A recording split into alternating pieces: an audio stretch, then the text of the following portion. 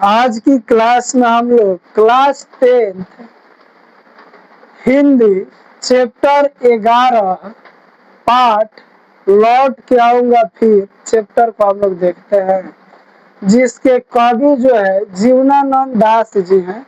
इनका जन्म जो है 1899 ईस्वी में हुआ था और बंगाल में हुआ था। रविंद्रनाथ ठाकुर के बाद बांग्ला साहित्य के विकास में इनका बहुत ज्यादा योगदान है और बांग्ला के जो है ये प्रसिद्ध कवि है। इनकी प्रमुख रचना को आप लोग देखिएगा तो धूसर पांडुलिपि है, वनलता सेन है, मन विहंगम है और उसके बाद इनकी मृत्यु हो जाती है और मृत्यु के बाद जो है 100 कहानी और 13 उपन्यास प्रकाशित हुआ। इनकी मृत्यु 1945 में किसी दुर्घटना से हो गई थी। तो हम लोग को याद करना है इसमें कि जीवनानंद दास का जन्म कब हुआ था, बांग्ला के सबसे प्रमुख कवि कौन है और इनकी प्रमुख रचना कौन सी है और इनके मृत्यु के बाद कितनी कहानी और कितने उपन्यास प्रकाशित किए गए और इनकी मृत्यु कब हुई थी। चैप्टर का नाम है लौट के आऊंगा फिर। कवि बोलता है खेत है जहाँ धान के, जहाँ खेत है धान के वहां पे आऊंगा, बहती हुई नदी के किनारे आऊंगा, लेकिन हम आऊंगा। एक दिन नहीं रहूंगा शायद बंगाल में। अगर मैं बंगाल में नहीं रहूंगा, हमारी मृत्यु हो जाती है तो धान के खेत है वहां पे आएंगे और नहीं तो नदी के किनारे आएंगे। होऊंगा मनुष्य तब आऊंगा अबाबिल। अगर मनुष्य नहीं रहूंगा तो अबाबिल पक्षी बन के आऊंगा, फिर कौवा बन के आऊंगा और धान के जो फसल जो है उस पे आके बैठूंगा कुहरे में सुबह में।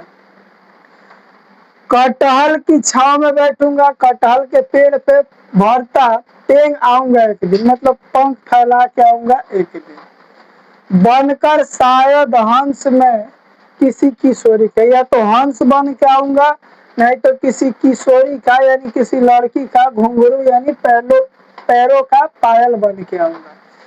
तैरता रहूंगा दिन दिन भर पानी में। अगर हंस बन के आऊंगा तो दिन भर पानी में तैरते रहूंगा। गंध जहाँ होगी हरी घास की, बंगाल की घास की जहाँ गंध होगी वहीं पे हम आएंगे। नदी मैदान बंगाल बुलाएंगे, बंगाल में जो नदी है हमें बुलाएंगी, वहाँ का जो मैदान है हमें बुलाएगा फिर और हम वहीं पे आएंगे। आऊंगा मैं जिस नदी धोती है किनारे पर, नदी जो है जिस किनारे को धोती है अपने पानी से, उस किनारे पे मैं आऊंगा और बैठूंगा। इसी हरे सजल किनारे पर शायद तुम देखोगे शाम की हवा के साथ उड़ते हुए एक उल्लू को। अब शाम में देखिएगा एक उल्लू जो है उड़ेगा और हम उल्लू बन के ही आएंगे।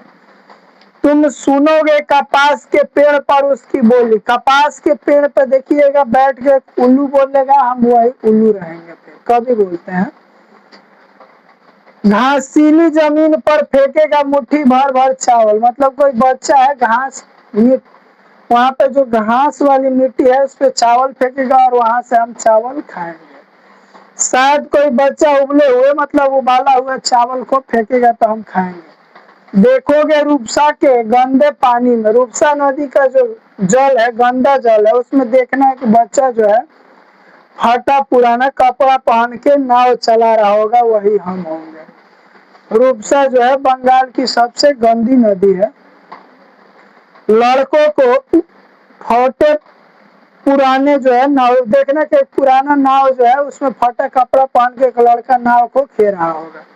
लौटेंगे रंगीन बादलों के बीच सारस, देखना शाम में सारस जो है बादलों के बीच से जो है लौट रहे होंगे और उसमें देखिएगा अंधेरे में होऊंगा मैं उन्हीं के बीच में, उन्हीं सारसों के बीच में मैं भी सारस बन के आऊंगा। तो कवि जो है बोलता है कि अगर हमारी मृत्यु होती है तो हम बंगाल में ही आएंगे और जब हम बंगाल में आएंगे तो जहाँ धान के खेत है वहां पे आएंगे, जहाँ पे नदी बह रही है वहां पे आएंगे। या तो मनुष्य बन के आए, नहीं तो अबाबिल पक्षी बन के आएंगे, नहीं तो कौवा बन के आएंगे, नहीं तो हंस बन के आएंगे, नहीं तो किसी किशोरी का जो है पैरों का जो है पायल बन के आएंगे और दिन दिन भर अगर हंस बन के आए तो पानी में तैरते रहेंगे और हमें बंगाल की जो नदी है मैदान है हमें बुलाएंगे और नदी की जो किनारे को धोती है उस किनारे पर मैं आके बैठूंगा और नहीं तो हम शाम के हवा में देखने उल्लू बन के आएंगे और कपास के पेड़ पे बैठेंगे और बोलेंगे और वहाँ की जो हरी घास है वहाँ पर भी आके बैठेंगे। कोई बच्चा जो है चावल को फेंकेगा घास पे और हम उसको खाएंगे और उबला हुआ चावल फेंकेगा तो हम उसे खाएंगे। और उपसा नदी के जो है गंदे जल में देखिएगा तो एक बच्चा जो है नाव चला रहा होगा, हम वही होंगे और देखिएगा रात में जो है रंगीन बादलों के बीच में हम सारस बन के आएंगे और यहीं पे उड़ते रहेंगे अंधेरे में। यही कवि बताना चाहता है। अगले जो है वीडियो को हम लोग देखते हैं।